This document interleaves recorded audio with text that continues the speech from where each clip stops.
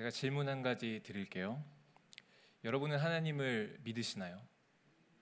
네, 대부분 믿는다고 말씀하시겠죠. 그럼 다시 한번 질문 드려볼게요. 여러분 인생에 고통이 있고 또 관계의 문제가 있고 재정의 문제가 있고 자녀의 문제가 있어도 여러분은 하나님을 믿으시나요? 우리가 교회를 다니다 보면 내가 주님을 믿는다에 대한 개념이 교회를 다니냐 다니지 않느냐, 예배를 드리냐 드리지 않느냐, 기도를 하느냐 하지 않느냐의 개념이 되어버린 경우가 많이 있어요. 그래서 교회를 다니고 기도를 하면 하나님을 믿는 사람, 다니지 않고 기도를 하지 않으면 하나님을 믿지 않는 사람, 즉 우리도 모르게 이분법적으로 생각하는 경우가 많은 것이죠. 그러나 제가 방금 질문 드렸듯이 내 인생에 고통이 있는 순간 하나님이 나를 인도하신다는 것을 믿는가를 질문 드리는 거예요. 혹시 한 주를 지내시면서 괴로웠던 분이 계신가요? 하나님은 도대체 어디에 계신 걸까? 나는 왜 이 모양일까? 믿는 것을 포기하고 싶다라고 생각하신 분이 혹시 있으신가요? 오늘 말씀 속에서 여러분의 마음을 다시 한번 살펴보고 주님이 주시는 마음을 받으시기를 바라요. 자, 7절과 8절을 다시 한번 볼까요? 같이 한번 읽어보겠습니다. 시작. 그러므로 성령이 이르신 바와 같이 오늘 너희가 그의 음성을 듣거든 광야에서 시험하던 날에 거역하던 것 같이 너희 마음을 완고하게 하지 말라. 자, 히브리서 3장은 예수님을 깊이 생각하라고 시작하면서 과거 이스라엘 백성들과 같은 불신을 반복하지 말라고 얘기하고 있어요. 자, 8절을 보면 광야에서 시험하던 날이라고 적혀 있죠. 이게 언제일까요? 출애굽기 17장에 나오는 내용이에요. 자, 짧게 한번 살펴볼까요? 출애굽기 17장 1절에서 3절 같이 한번 읽어보겠습니다. 시작. 이스라엘 자손의 온 회중이 여호와의 명령대로 신 광야에서 떠나 그 노정대로 행하여 르비딤에 장막을 쳤으나 백성이 마실 물이 없는지라. 백성이 모세와 다투어 이르되 우리에게 물을 주어 마시게 하라. 모세가 그들에게 이르되 너희가 어찌하여 나와 다투느냐? 너희가 어찌하여 여호와를 시험하느냐? 거기서 백성이 목이 말라 물을 찾음에 그들이 모세에게 대하여 원망하여 이르되 당신이 어찌하여 우리를 애굽에서 인도해 내어서 우리와 우리 자녀와 우리 가축이 목말라 죽게 하느냐? 자, 어떤 내용인가요? 이스라엘 백성들이 물이 없어서 목이 말라 죽게 되었다고 불평하는 내용이에요. 물이 없어서 힘든 건 그렇다 쳐도 불평을 어디까지 하는 거예요? 왜 우리를 애굽에서 데리고 나왔습니까? 즉 하나님이 그동안 베푸셨던 은혜는 다 잊어버리고 어떤 것만 본 건가요? 지금 내 상황만을 본 것이죠. 이때가 시험하던 날이에요. 그런데 8절을 보면 시험하던 날이라고 하니까 하나님이 백성들을 시험하던 날이 아닌가 생각하지만 그게 아니라 이스라엘 백성이 하나님을 시험하던 날인 거예요. 왜 하나님이 시험을 받았나요? 이스라엘 백성들이 물을 달라고 협박했기 때문에. 그래서 출애굽기 17장 7절을 보면 이렇게 나와요. 띄워주시겠어요? 그들이 여호와를 시험하여 이르기를 여호와께서 우리 중에 계신가 안 계신가 하였음이더라. 즉 정리하면 시험하던 날은 하나님을 믿지 않았던 날이에요. 그래서 시험하던 날 뒤에 무슨 단어가 적혀 있나요? 거역을 했다. 왜 거역이라는 단어를 썼을까요? 믿지 않았기 때문에. 즉 지금 저자는 믿음이 없는 것을 무엇으로 본 거예요? 하나님에 대한 거역으로 봤다. 그런데 더 놀라운 사실은 아까 출애굽기에서 물이 없다고 소리쳤던 바로 전 내용이 무엇인지 아시나요? 여러분이 잘 아는 만나와 메추라기가 하늘에서 떨어지는 내용이에요. 즉 그런 기적을 두 눈으로 보았음에도 그들은 어땠나요? 하나님을 믿지 않았다. 여러분은 어떠신가요? 우리가 이렇게 거역까지 하는 건 아니지만 하나님을 의심하고 내 상황에 매몰되어 있을 때가 많이 있죠. 저도 그럴 때가 있어요. 힘든 상황을 마주하면 하나님이 흐리게 보이는 것이죠. 그래서 어떤가요? 현실의 답답함을 보며 미래를 계속 불안해하는 거예요. 내 자녀는 정말 괜찮을까? 하나님이 우리 가족을 도와주실까? 지금은 어떻게든 살고는 있는데 나중에 내 인생은 정말 괜찮을까? 그 불안이 마음 깊은 곳에 자리 잡고 있는 것이죠. 그런데 여러분, 곰곰이 내 인생을 돌아보면 어떤가요? 하나님이 그동안 인도해 주셨어요. 그런데 이스라엘 백성들처럼 그동안 인도해 주셨던 것을 잊어버리고 매일 매순간 미래에 대한 불안과 염려로 살아가는 것이죠. 여러분, 누가 내 미래를 책임져 주고 인도해 주나요? 하나님이에요. 중요한 건 뭘까요?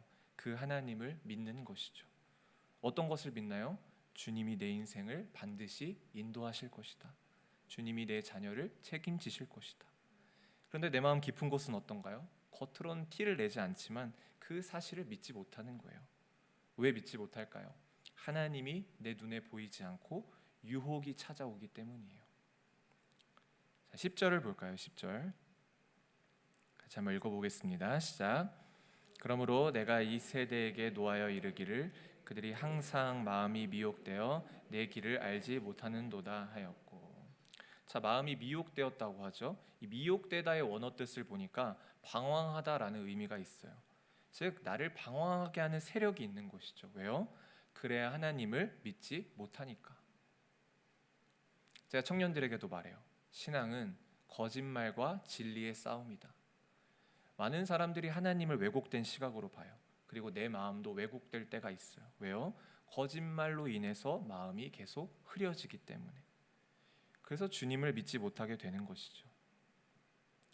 자, 10절을 다시 볼까요? 10절을 다시 보면 그들이 내 길을 알지 못한다라고 하죠. 여기서 내 길은 하나님이 계획하신 섭리의 길이에요. 여러분, 이스라엘 백성들에게 어떤 섭리가 있었나요? 출애굽하고 언약을 맺고 가나안 땅으로 들어가는 거예요. 그런데 이스라엘 백성들은 어떤 거예요? 그 섭리를 알지 못했다. 왜요? 마음이 미혹되어 있었기 때문에.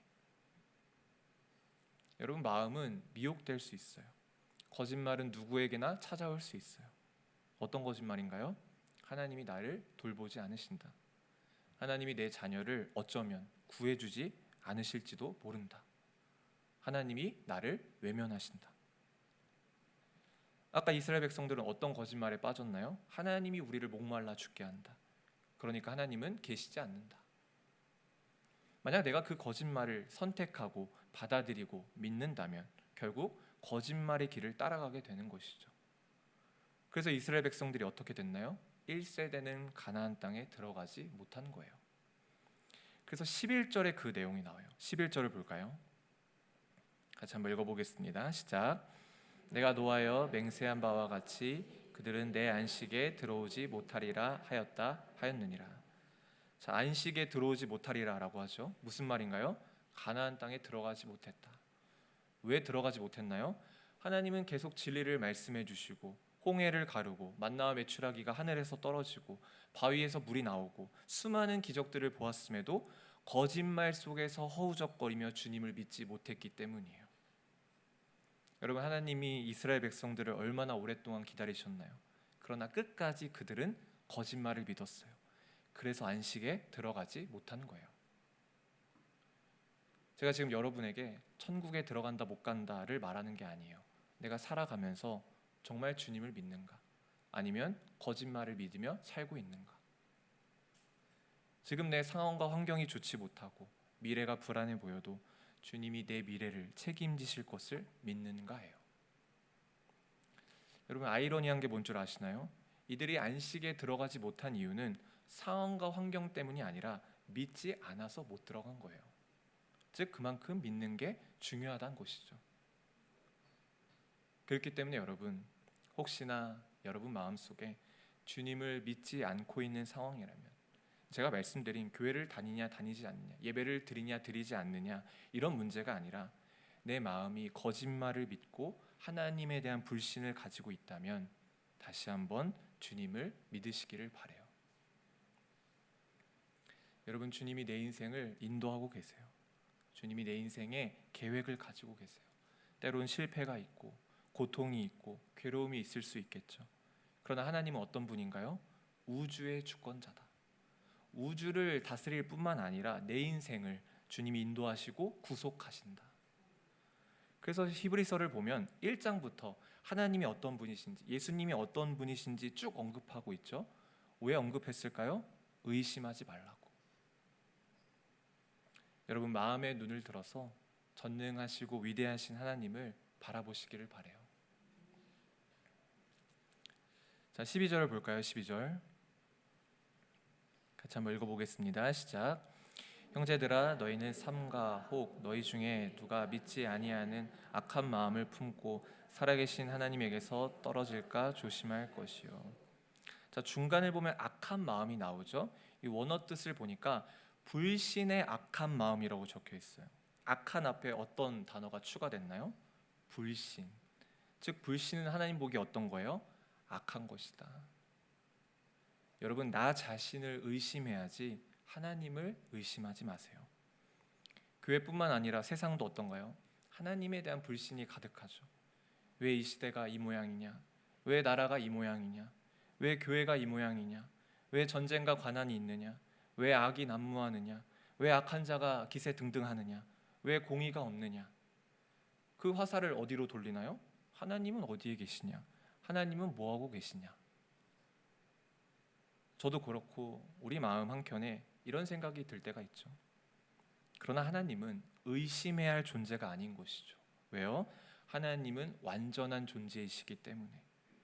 즉 하나님은 인간보다 그 어떤 존재보다 훨씬 더 지혜롭고 뛰어나신 분이세요. 의심할 건 내 마음과 내 생각 속에 거짓말이 있지 않은가, 왜곡이 있지 않은가를 생각해야지 하나님을 의심해서는 안 되는 것이죠. 그렇기 때문에 여러분, 내 마음속에 의심이 들고 그 누가 뭐라고 해도 하나님을 붙드시기를 바라요. 아마 주변에서 또 세상에서 뉴스를 틀면 수많은 공격과 유혹, 거짓말이 여러분의 인생에 흘러 들어올 거예요. 그럴 때 어떻게 하나요? 주님의 존재를 깊이 생각하는 것이죠. 왜요? 주님은 절대로 흔들리지 않기 때문에. 여러분, 세상이 흔들리는 것이지 주님이 흔들리는 게 아니에요. 그렇기 때문에 그 흔들리는 세상 속에서 여러분의 마음을 굳건하게 하시기를 바라요. 자, 13절을 볼까요? 13절 같이 한번 읽어보겠습니다. 시작. 오직 오늘이라 일컫는 동안에 매일 피차 권면하여 너희 중에 누구든지 죄의 유혹으로 완고하게 되지 않도록 하라. 자, 죄의 유혹이 나오죠. 무엇인가요? 거짓말이죠. 그 거짓말에 빠져 마음이 완고해지지 않도록 매일 피차 권면하라고 나와요. 여러분, 우리도 서로 그렇게 하는 거예요. 제가 청년들에게도 강조해요. 거짓말에 넘어가지 말자. 왜 거짓말에 넘어가지 말라고 할까요? 그만큼 쉽게 거짓말에 빠지기 때문이에요. 우리 안에 어떤 거짓말이 있나요? 하나님이 나와 함께 하시지 않는다. 하나님이 나를 외면하신다. 나는 혼자다. 나는 내 힘으로 내 인생을 헤쳐나가야 한다. 내가 잘해야 하나님이 나를 사랑하고 인정해 줄 것이다.